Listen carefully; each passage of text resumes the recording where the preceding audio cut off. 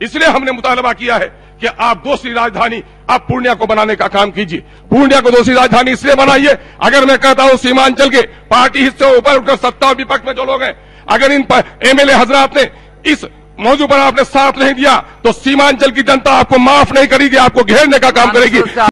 अस्सलामु अलैकुम वरहमतुल्लाहि वबरकातुहू।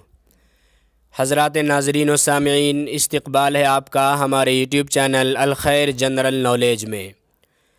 दोस्तों, आपको मालूम है कि साल गुज़िश्ता नवंबर 2020 में बिहार विधानसभा चुनाव का नतीजा सामने आया था, जिसमें एनडीए गरचे एक बार फिर सरकार बनाने में कामयाब हो गई है। ताहम इस चुनाव के अंदर बैरिस्टर असदुद्दीन ओवैसी की ऑल इंडिया मजलिस इत्तेहादुल मुस्लिमीन पार्टी के 5 मेंबरान ने शानदार कामयाबी और जीत हासिल की है। उन्हीं में से बिहार स्टेट के अध्यक्ष जनाब अख्तरुल ईमान साहब हैं, जो बिहार विधानसभा के अंदर हमेशा बिहार बिलखुसूस इलाक़े सीमांचल की बदहाली और खस्ताहाली का ज़िक्र करते रहते हैं। बिहार विधानसभा में ऑल इंडिया मजलिस इत्तेहादुल मुस्लिमीन के एमएलए जनाब अख्तरुल ईमान साहब ने बिहार के मुख्यमंत्री नीतीश कुमार के सामने ही बिहार के इलाक़े सीमांचल की बदहाली और खस्ताहाली का जिक्र करते हुए नीतीश सरकार का घेराव भी किया है, और उन्होंने कहा है कि पटना में बैठी सरकार सिर्फ पटना के इलाके को ही बिहार समझ रही है। इसलिए उन्होंने सरकार से मांग की है कि सीमांचल की खुशहाली के लिए और सैलाब से बचाव का इंतज़ाम करने के लिए पूर्णिया को उप राजधानी बनाया जाए, तभी सीमांचल में तरक्की और विकास का काम हो पाएगा। दोस्तों, मैं अख्तरुल ईमान साहब का वो वीडियो आपको सुनाता हूँ।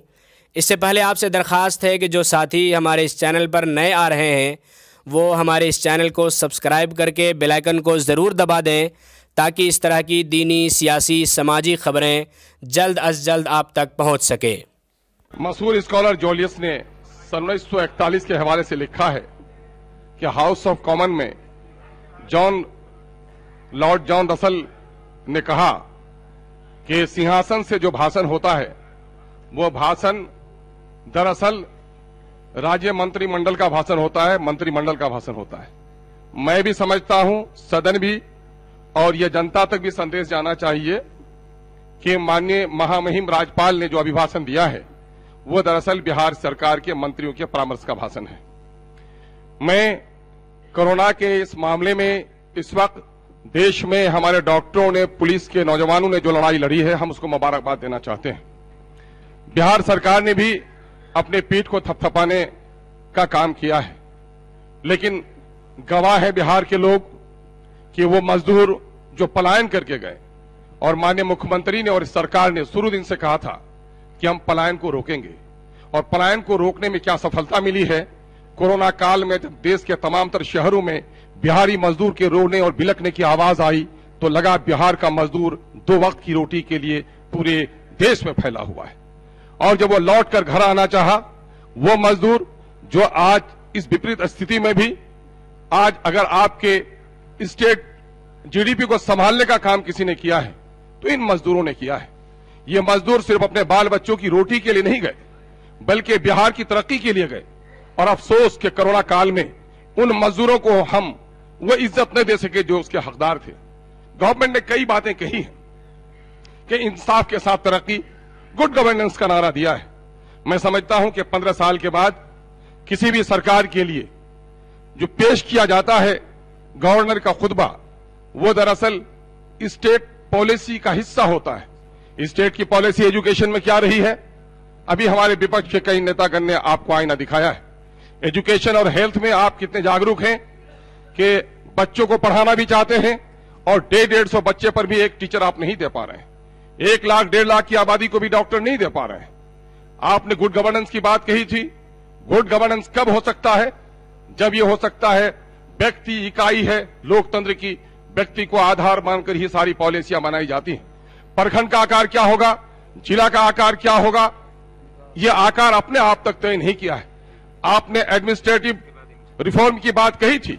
आपने कहा था कि साहब हम छोटी छोटी इकाइयों में डिसेंट्रलाइजेशन ऑफ पावर करेंगे, कहीं 5 लाख का जिला है और कहीं 50 लाख का आपका जिला है। 5 लाख के जिला को एक डीएम मिलता है, एक सदर हॉस्पिटल मिलता है और 50 लाख की आबादी को वही मिलता है। कैसे बिहार में संतुलित विकास होगा? बिहार का संतुलित विकास नहीं हो सका। आप पटने में फ्लाईओवर बनाते हैं, पिछले 10-15 सालों में आपने कई काम किए हैं, हम आपको मुबारकबाद देना चाहते हैं। शराबबंदी पर गर्चे पूरे तौर पर आप कामयाब नहीं हो सके, शराब बिक रही है, लेकिन चलिए एक अच्छा कदम था। आपने पटने को सजाया है, संवारा है, आपने राजगीर को खूबसूरत दुल्हन की तरह सजाया है, हम आपको मुबारकबाद देना चाहते हैं। लेकिन संतुलित और इंसाफ के साथ तरक्की का नारा इस बात को भी पुकार पुकार कर आपको कह रहा है कि बिहार का मतलब सिर्फ पटना के इर्द गिर्द की बस्तियां नहीं है, बल्कि वो सीमांचल का वो इलाका। आप फ्लाईओवर बनाते हैं, आप मेट्रो का प्रोग्राम बनाते हैं, आप प्रोग्राम बनाते हैं गंगा एक्सप्रेस हाईवे का, लेकिन आज आप सीमांचल के इलाके में जाकर देखिए 50 किलोमीटर की दूरी पर महानंदा में पुल नहीं है।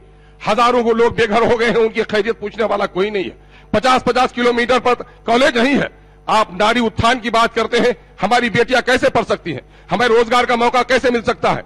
यही है कि आर्थिक सर्वेक्षण में जो रिपोर्ट आई है वो रिपोर्ट दर्शाता है कि कितनी डिस्पैरिटी है, क्षेत्रीय कितना असंतुलन है, कि कहीं मुंगेर में 90 करोड़ प्रति व्यक्ति आय है, 1 लाख से ज्यादा 1,25,000 का आय आपका प्रति व्यक्ति आपका पटने में है, और हमारा सीमांचल में 17 और 18,000 है। सीमांचल की सच्चाई यह है कि बैंक में 60 जमा राशि अगर हो तो 75% राशि हमारे पूर्णिया में है, 60% की राशि हमारे किशनगंज में है, लेकिन सबसे कर्ज हमारे कम लोगों को दिया जा रहा है।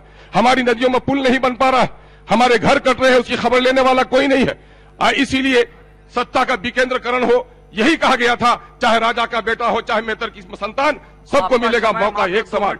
मैं सीमांचल के लोगों को, अपने साथियों को साक्षी रखकर कहना चाहता हूं कि आज पटने से हमको इंसाफ नहीं मिल रहा है, आज हमारी बस्तियां कट रही, कोई देखने वाला नहीं है, हमारी सड़कें नहीं बन रही है। इसलिए हमने मुतालबा किया है कि आप दूसरी राजधानी आप पूर्णिया को बनाने का काम कीजिए।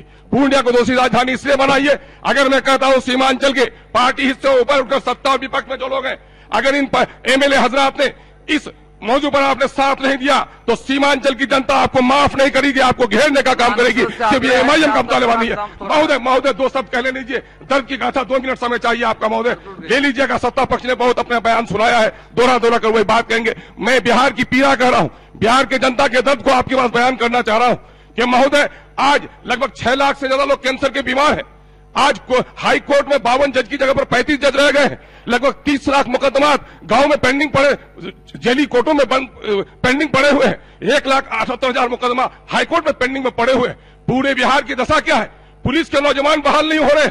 आज जाकर गांव में देखिए, जाति प्रमाण पत्र, आय प्रमाण पत्र को वसूल करने हासिल करने के लिए 12 दिन का वक्त दिया है। महोदय जरा 2 बात कह लेने दीजिए। महोदय आप तो हमारे लिए हमेशा बड़े मेहरबान रहे हैं, मैं समझता हूं कि हमको आप संरक्षण देंगे, आसन संरक्षण देगा। महोदय मैं बिहार के दर्द की बस 2 मिनट में खत्म कर रहा हूँ हुजूर। सर मौत का फरिश्ता भी माँ से मिलने का वक्त देता है हुजूर, मैं तो दर्द की बात कर रहा हूँ, मौत के फरिश्ते नहीं आप हुजूर। जरा 2 मिनट टाइम दीजिए।